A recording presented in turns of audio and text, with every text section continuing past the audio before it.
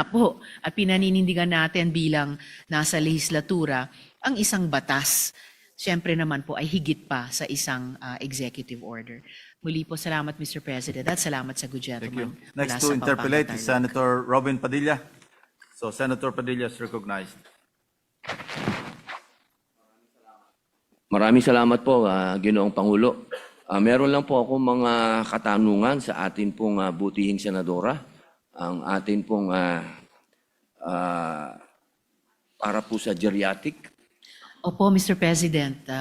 Bukas na bukas po ako sa mga tanong ng good gentleman. Maraming salamat po. Ako po ay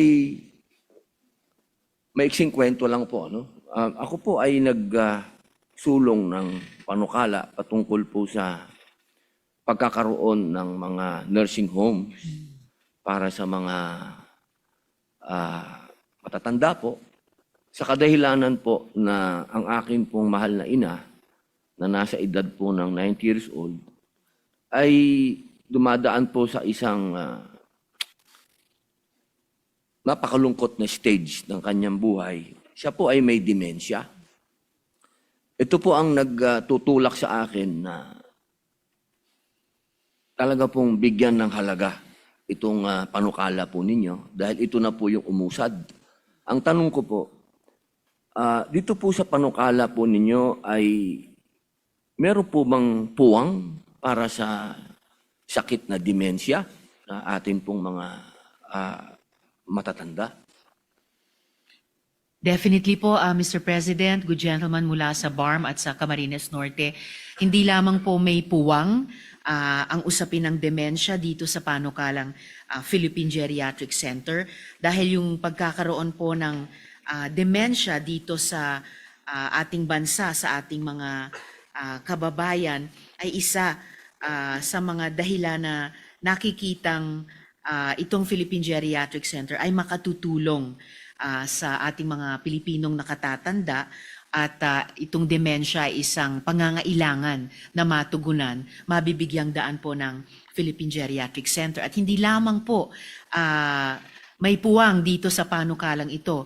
In fact, Mr. President, good gentleman, meron pong maituturing na harinawa maging companion measure ay kasalukuyang pinag-aaralan ang pag-file ng isang hiwalay pa at tukoy na National Dementia Care Policy. At ito po para siguruhin ang isang integrated, systematic at compassionate na national healthcare response sa dementia. At sa ilalim nga po ng Philippine Geriatric Center, ito naman pong tinatalakay nating panukala, may programa din po para sa dementia care at para sa memory clinic para sa screening tungkol sa demensya na katulad po ng good gentleman sa kanilang minamahal na ina ay naging condition din po ng aking minamahal na daddy nung siya po ay buhay pa at bago po siya namatay nung nakaraang dekada, Mr. President. Opo, napakasarap pong madinig niyan sapagkat alam niyo po, Ginang Senadora, kayo po ang matatawag nating bayani ng pakikibaka. Alam niyo po, halos masasabi po natin 80% ng mga matatandang Pilipino ay papunta po riyan sa demensya. Kadahilanan po dyan ay sa mga masasamang alaala. Opo, alam naman po natin na ang numero unong kalaban ng demensya, yung mga masasamang alaala, yung pa yung naaalala nila, hindi yung mga mabubuti. Kaya ito pong panukala po ninyo ay napakahalaga. Tanong ko lang po kung doon po sa panukala, siyempre po kapag meron tayong ganitong gagawin, meron po ba tayong makukuha ng mga profesional na halimbawa po yung sa mental health, yung pong tinatawag natin na geriatricians, yan po, tsaka mga neurologists, meron po tayo niyan? Available po ba yan sa Pilipinas po? Salamat Mr. President para sa tanong na iyon. Itong usapin ng sapat na staffing at saka pati workforce development and training para sa geriatric services ay totoong alalahanin sa buong bansa natin, lalo na base po sa datos, Mr. President, good gentleman, sa ngayon, 173 lamang po ang active na geriatricians dito po sa buong bansa natin. At ito kaya rin po ito ay isa sa mga areas para sa workforce development and training sa ating bansa in general at partikular magiging din dito sa Philippine Geriatric Center. So definitely, kino-contemplate na nitong panukalan para sa Philippine Geriatric Center yung pagkakaroon ng iba't ibang health human resources para sa center. Kasama na po ang mga geriatricians. Opo, kasi napakahalaga po nun. Pagka pinag-usapan po natin na tayo po ay mag-i-employ ng mga ganitong klaseng espesyalista, ang kasunod po niyan ay yung budget. Ito po bang ating itatatag na PGC ay magkano po ba ang budget nito ngayong kapag ito po ay sa unang taon po?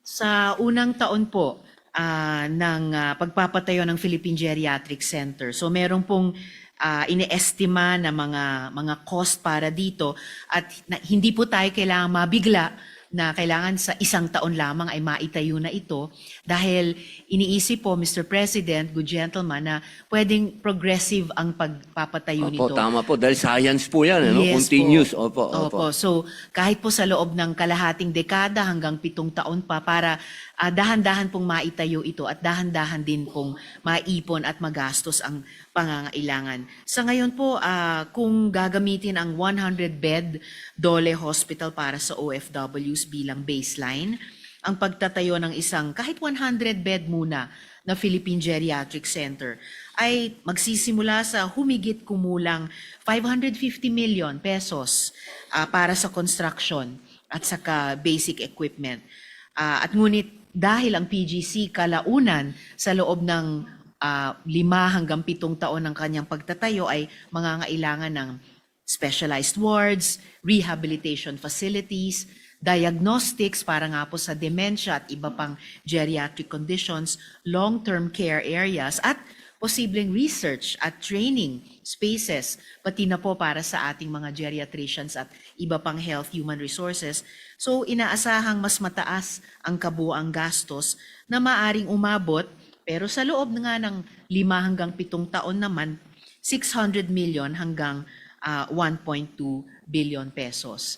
Pero kung isipin po natin, Mr. President, good gentleman, na i-stretch out yung gastos na iyan hanggang sa 7 taon pa, kahit po yung 1.2 billion pesos, kung taon-taon na ihuhulog in tranches, ay hindi po magiging unmanageable yung ipopropose ng DOH na budget at ikokonsidera natin dito sa Senado, sa buong Kongreso tuwing budget debates, Mr. President.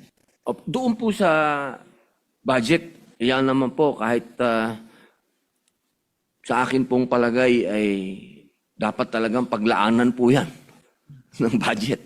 Opo, ang akin po ay doon po sa mga magiging sweldo noong ating mga i-hire po ng mga espesyalista. Na yan naman po ay naka-average po yan sa mga iba't ibang lugar po. At yan po ay po-provide, Mr. President, good gentleman, sa kung ano yung umiiral na salary standardization law sa bawat taon ng pag-operate ng Philippine Geriatric Center at na kailangan ding sumunod ng Department of Health na siyang magiging pinaka-in-charge dito sa Philippine Geriatric Center na mag-ooperate sa ilalim ng direct control and supervision ng DOH, Mr. President. Opo, para maingganyo po natin yung mga espesyalista na magtrabaho po dyan. Opo, at magbigay ng kanilang specialty. Meron lang po akong isa pang pagka binilang po natin ang dami ng ating mga kayamanang matatanda, napakarami na po nila. Malamang hindi po kakasya yan sa una nating bugso pag ito po'y naging batas na. Meron po ba tayong provision diyan sa ating panukala na nagsasabi ng yung pong katulad namin na nasa bahay? Opo, meron naman pong, kami naman po, hindi na kami hihingi ng budget dyan. Opo, pero marami pong mga kababayan natin ang wala namang ganong klaseng kinikita dahil napakamahal po talaga ng pinag-usapan po natin ng nursing care. Napakamahal po nito. Opo, meron po bang provision diyan sa ating panukala na magkakaroon po kayo ng budget para doon sa mga nasa bahay lang na hindi po ma-accept doon sa ating PGC? Pwede po nating tignan yan, Mr. President, good gentleman mula sa BARM at Nueva Ecija, dahil pati po itong usapin ng pag-aalagang medikal sa ating mga nakatatanda o senior citizens sa pamamagitan ng Philippine Geriatric Center ay nilolocate natin sa kabuuang sistema ng universal healthcare at yung pagkakaroon ng UHC integration. Hindi lamang po sa Philippine Geriatric Center maaring magkaroon ng puwang para sa halimbawa sa inpatient services sa ating mga senior citizens at syempre outpatient services din dahil gusto po natin as much as possible kung kaya namang panatilihin ang kanilang kalusugan o tugunan kapag magkaroon man sila ng sakit ay maaring hindi kailangan ma-confine, kundi nandoon pa rin sa pag-alaga ng natin, kanilang mga pamilya sa ating mga tahanan. Pero may access po sila kung check-up or kung iba pang mga health services doon sa Philippine Geriatric Center. Gayon din po, Mr. President, good gentleman, kahit po yung mga inpatient services at saka outpatient services, hindi lamang po mako-concentrate doon sa PGC. In fact, sa ngayon pa lamang, isinusulong na po ng Department of Health na magkaroon ng geriatric wards sa lahat ng mga ospital nila. Magkakaroon ng 33 basic specialty centers at magkakaroon din ng primary geriatric services sa mga primary care facilities. So hindi kailangan kaagad lahat ng mga senior citizens na nangangailangan ng health services ay dumiretso dito sa specialty or tertiary hospital ng PGC. Pwede nang simulang ma-access doon sa geriatric wards sa lahat ng DOH hospitals at sa mga basic specialty centers at sa primary care facilities, Mr. President. Napakaganda po. Opo, ito na lang po, parang ito po, base sa aking karanasan po ito, magmula po tayo, hindi pa po tayo senador, karanasan na po natin ito. Yung pong, ang atin pong laging dapat unahin, di ba po, ay yung walang kakayahan. Tama po ba ako? Tamang-tama po, Mr. President. Opo, meron ba dyan parang dadaan sa proseso para malaman po natin kung sino talaga yung walang kakayahan at yung may kakayahan sapagkat alam niyo po, dito lamang po minsan ako ay nagugulantang dahil may mga humihingi ng tulong kung sino pa yung may kaya. Yung pa yung humihingi ng GL. Sabi ko, pambihira naman kayo. Huwag nyo nang hatian pa yung mahihirap. O, total may kaya naman kayo, gumastos naman kayo.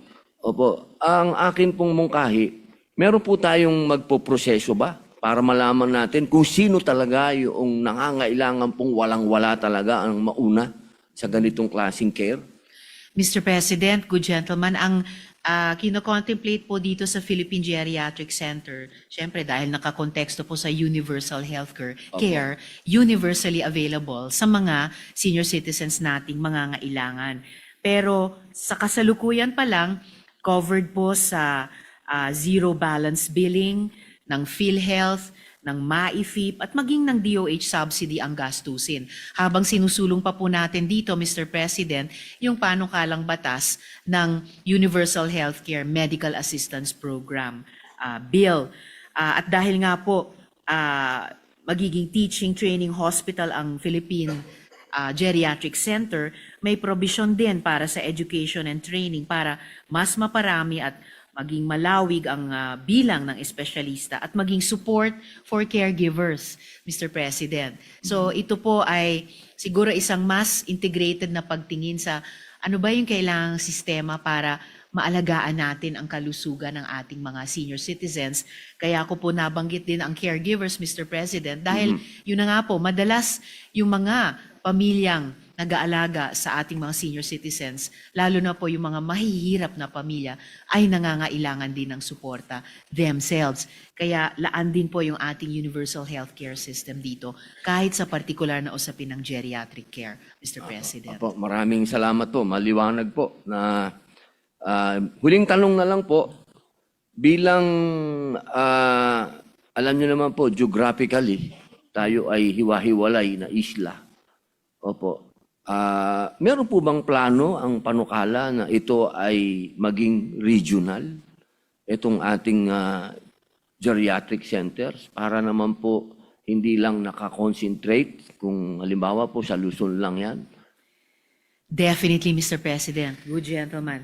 Kaugnay ng nabanggit ko kanina na nagsisimula na po ang DOH na magkakaroon ng geriatric wards sa kanilang DOH hospitals.